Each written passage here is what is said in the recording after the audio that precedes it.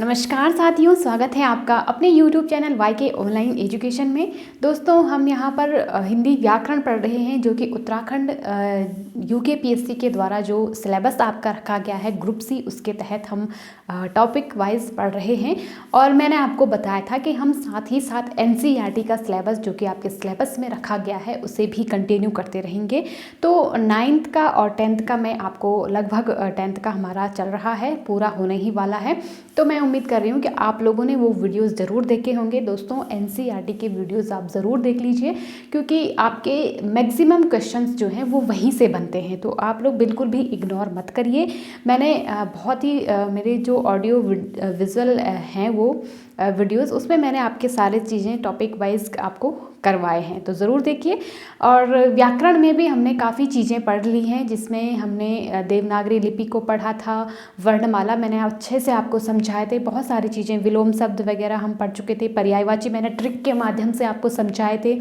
तो सारे वीडियोस आपके सिलेबस के अकॉर्डिंग ही हैं, आप उनको ज़रूर पढ़िए।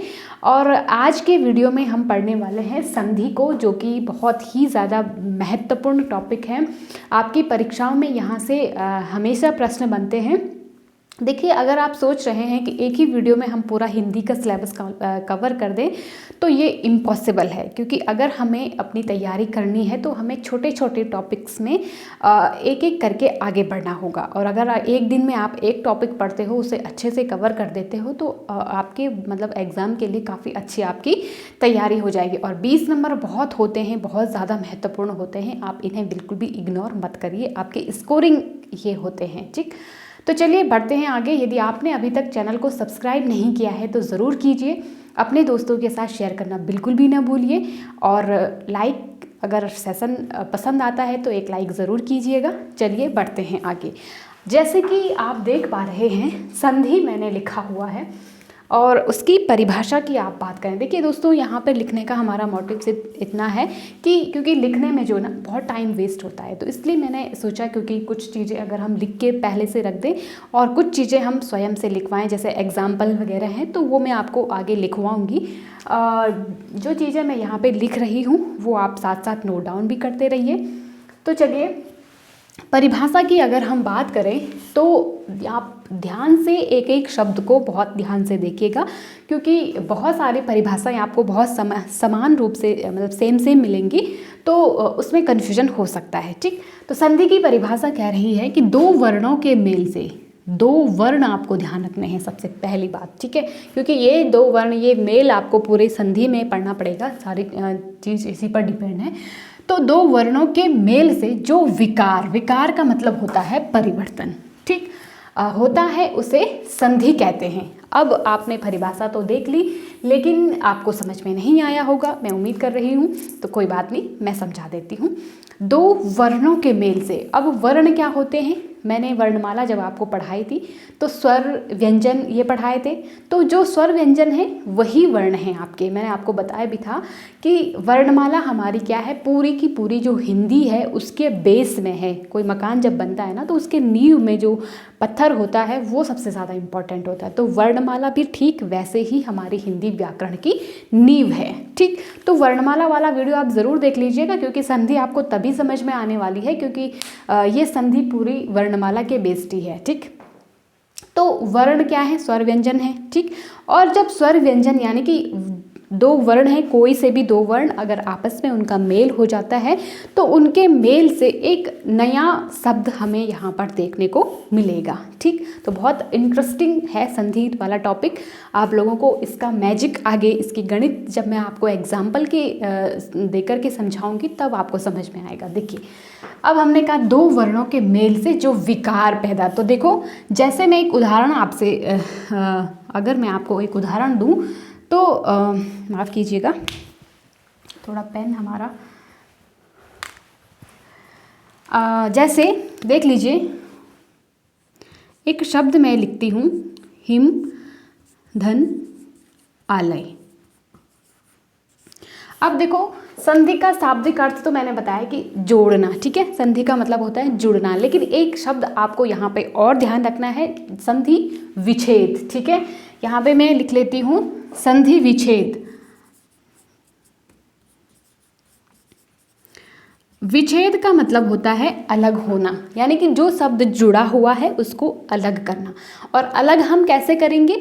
दो सार्थक पदों में, ठीक है। सार्थक पद होने चाहिए आपके। अब जैसे देखो, पहला पद, दूसरा पद, ठीक है। हम इस शब्द को, जैसे मान लो हमारा ये शब्द बना हिमालय,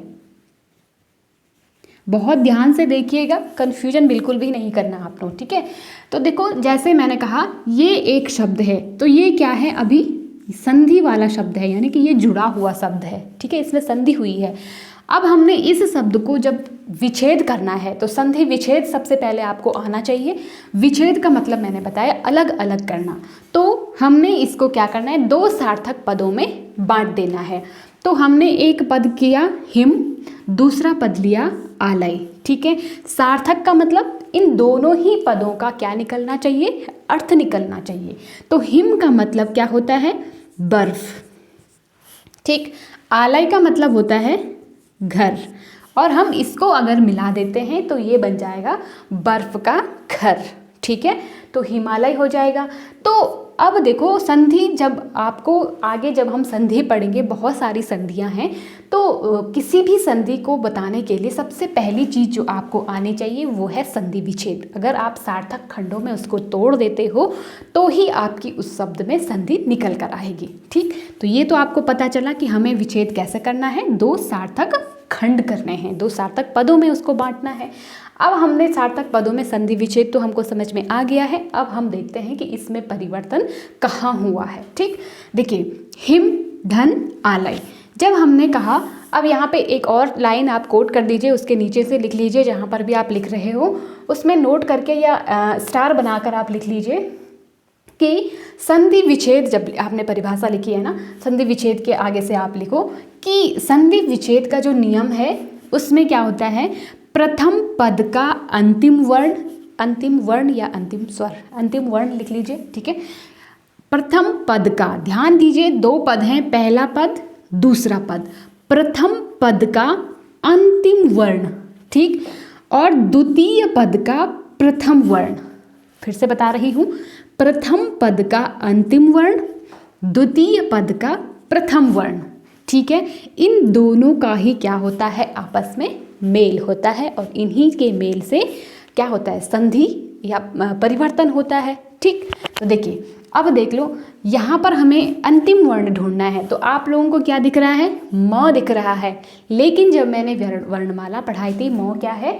हमारा व्यंजन है। और मैंने आपको वर्णमाला में बताया था कि स्वर क्या होते हैं? स्वतंत्र होते हैं, इन्हें उच्चारण करने के लिए किसी की सहायता नहीं लेनी पड़ती है। जबकि व्यंजन क्या होते हैं? परतंत्र होते हैं, यानी कि स्वरों पर निर्भर होते हैं। जब भी हम स्वर व्यंजन का उच्चारण करेंगे तो हमें वहाँ पे स्वर की सहायता लेनी पड़ेगी। अब जब हम म कह रहे हैं तो म में पीछे से हमें किसका साउंड आ रहा है? स्वर का साउंड आ रहा है। कौन सा वो स्वर है? अ स्वर है। तो म आप उच्चारण करके देख लीजिए। तो अब हमें क्या पता चला कि इस हिम का अंतिम वर्ण कौन सा है? अ है। बहुत ध्यान से देख लीजिए, क्योंकि ये चीज़ अगर आपको एक बार समझ में आ गई तो फिर आपको पूरी संधि समझ में आ जाएगी, ठीक। तो इसका हमें अंतिम वर्ण प्राप्त हुआ अ, ठीक। अब यहाँ पर आप देख लीजिए, आलय हमने क्या कहा था? दूसरे पद का पहला वर्ण, ठीक है, दूसरे पद का पहला वर्ण लेना है। अब आपको पता चला कि दूसरा वर्ण क्या है? आ है। तो अब आप देखो, यहाँ पे जैसे म था तो इसका हमने क्या लिया? अ लिया, क्योंकि इसमें अ था, ये व्यंजन था, इसमें स्वर अ है, ठीक। अब यहाँ आ है, तो आ आप ज़रा सोच के बताइए कि आ क्या है? स्वर है या व्यंजन है? स्वर है, डेफिनेटली बात है ना। तो आ क्या है? स्वर है। स्वर क्या है? स्वतंत्र है, इसमें हमें किसी की सहायता लेनी नहीं पड़ रही है, अर्थात स्वर हमें आ जो है जैसा का तैसा हम इसको ले लेंगे, ठीक। तो ले लीजिए, आ ले लीजिए, ठीक है। अब जब अ प्लस आ आपको मिला, हमें दो स्वर प्राप्त हो चुके हैं, तो अब हम इन दोनों को जोड़ेंगे। तो इन दोनों के मतलब मेल से अब विकार क्या होना है? अब देखिए, अगर यहाँ पर कोई अलग स्वर होता, अब हम दूसरा उदाहरण देखेंगे, फिर हमें पता चल जाएगा। अ प्लस आ, अब ये दोनों ही क्या हैं? एक ही जाति के स्वर हैं, ठीक है। इन दोनों में बड़ा कौन सा है? आ है।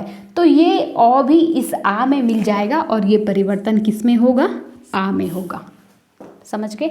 तो जब हमने यहाँ हिम देखा, यहाँ आ की मात्रा नहीं लगी हुई है, यहाँ आलय है, तो ये जो परिवर्तन है ये आ के रूप में हो जाएगा। और मौ में आप जब मैंने आपको पहले बताया था एक वीडियो में कि स्वर व्यंजन, जब हम वीडियो पढ़ रहे थे उसमें, कि जो स्वर होता है ना, कोई भी शब्द जब किसी स्वर से शुरू होता है तो स्वर वहाँ पे अपने वास्तविक रूप में होता है, और जब वो किसी व्यंजन के साथ लिखा जाता है बीच में तो वो अपने मात्रिक रूप में आ जाता है। जैसे आप यहाँ पे देख लीजिए, आलय जब लिखा है ना, तो आलय जो शब्द है वो किससे शुरू हुआ है, स्वर से शुरू हुआ है। आ जो है वो स्वर है, तो यहाँ पे आ अपने क्या है, वास्तविक रूप में है, ठीक। लेकिन जब हमने हिमालय लिखा, हालांकि यहाँ भी आ लगा हुआ है, मौ के साथ क्या जुड़ा हुआ है, आ जुड़ा हुआ है, तो यहाँ पर अब बीच में, क्योंकि यहाँ है, ठीक है, जब हमने उसको मिला दिया तो ये बीच में आ गया आ, तो अब आ ने अपना वास्तविक रूप छोड़ करके अपना मात्रिक रूप, यानी कि आ की मात्रा इस तरह से होती है, एक डंडी, ठीक है, तो मौ के साथ ये मात्रा जुड़ गई, तो ये अब किस में आ गई, अपने मात्रिक रूप में आ गई, ठीक। मैं उम्मीद कर रही हूँ कि आप लोग समझ पा रहे होंगे वास्तविक रूप क्या है और मात्रिक रूप क्या है। ये आ का वास्तविक रूप है, ठीक। अब मात्रिक रूप क्या है, एक डंडी, ठीक है। तो यहाँ पे ये अपने मात्रिक रूप में आ गया। अगर पसंद आ रहा है तो लाइक कीजिए, कमेंट कीजिए, ठीक है। दूसरा उदाहरण लीजिए। अभी हम सिर्फ संधि पढ़ रहे हैं, ठीक है। संधि का ये जो नियम है ना, परिभाषा, उसको हम समझ रहे हैं, ठीक है। आगे की चीज़ें मैं अभी आपको समझाऊंगी। दूसरा उदाहरण देख लीजिए। जैसे एक शब्द है रवि धन इंद्र, ठीक, रवि धन इंद्र। तो अब यहाँ पे आप देख लीजिए, यहाँ पर हमने फिर वही नियम हमें पता है। प्रथम मतलब कोई भी शब्द है तो उसको दो पदों में जब हम विच्छेद कर लेते हैं, दो सार्थक पदों में, तो उसके पहले पद का अंतिम वर्ण ले लेते हैं। यहाँ पर अंतिम वर्ण क्या है, ई लगा हुआ है, ठीक। और दूसरे पद का क्या लेंगे, पहला वर्ण ले लेंगे, तो इसमें भी क्या लगा हुआ है, ई लगा हुआ है, ठीक है। अब दोनों के मेल से हमें क्या करना है, परिवर्तन करना है। ई प्लस ई मिलाकर के हमेशा बड़ा ई बनता है, ठीक है। ये एक, इनमें से जब हम आगे संधि पढ़ेंगे ना, तो उनमें से एक संधि का ये नियम है। आप मुझे कमेंट करके बता सकते हो कि हिमालय में कौन सी संधि है।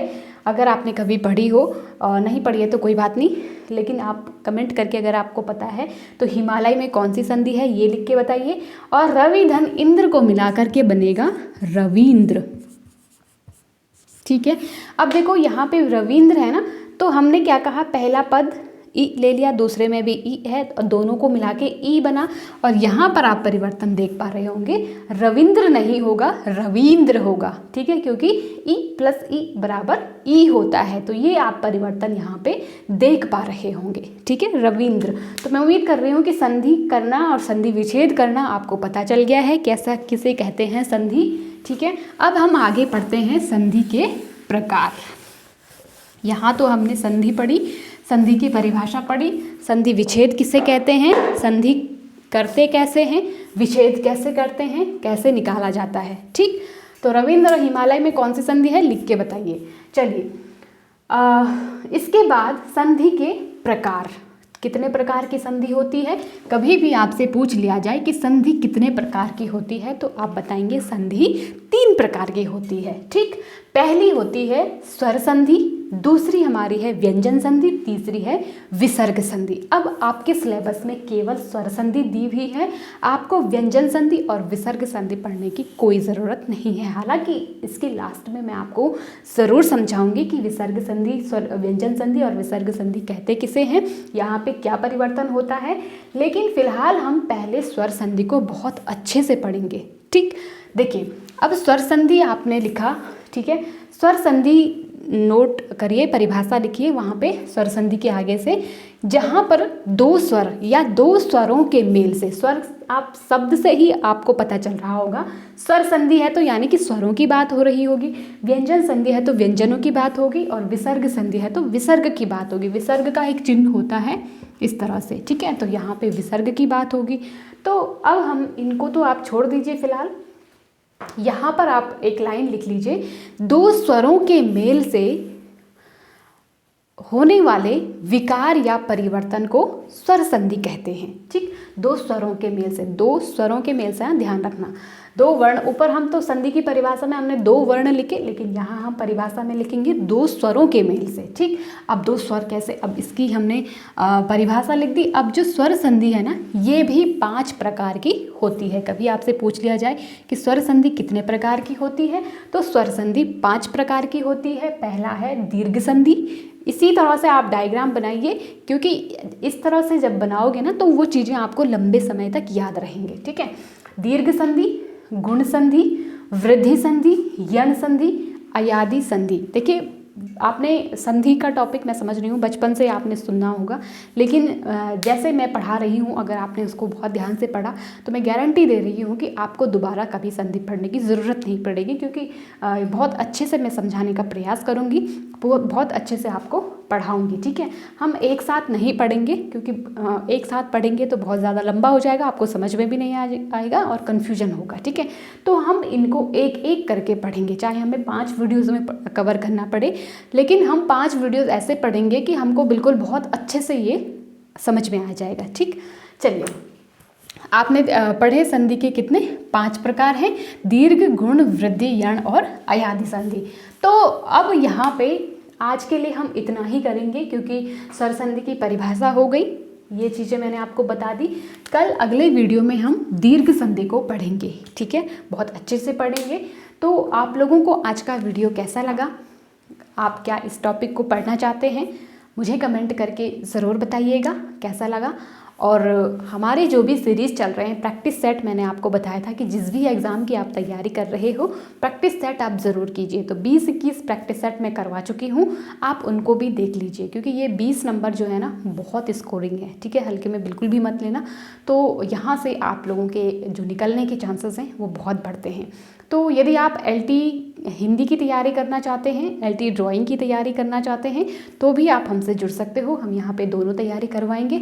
अभी हम नहीं करवा रहे हैं, क्योंकि अभी हमारे पास जो स्टूडेंट्स हैं उनकी रिक्वायरमेंट बहुत कम है हिंदी LT के लिए हिंदी पढ़ाने की। जैसे ही स्टूडेंट्स ज़्यादा जुड़ जाएंगे, हम LT का कोर्स फटाफट से शुरू कर देंगे, और उनके पाठ्यक्रम के अनुसार। और उत्तराखंड का सीरीज़ भी हमारा चल रहा है, जिसमें के सर आपको उत्तराखंड GK पढ़ा रहे हैं, बहुत अच्छी तरह से वो भी पढ़ा रहे हैं। अपना बेस्ट दे करके, अपने तमाम कामों से हम लोग टाइम निकाल करके आपके लिए आपकी हेल्प करने के लिए यहाँ पर हाजिर होते हैं। तो आप लोगों का ये कर्तव्य बनता है, एक छोटा सा फ़र्ज़ बनता है कि आप इस वीडियो को ज़्यादा से ज़्यादा शेयर कीजिए अपने दोस्तों के साथ, जो लोग ज़रूरतमंद हैं उनके साथ। तो चलिए, आज के लिए इतना ही करते हैं। पढ़ते रहिए, अपना ख्याल रखिए। नमस्कार।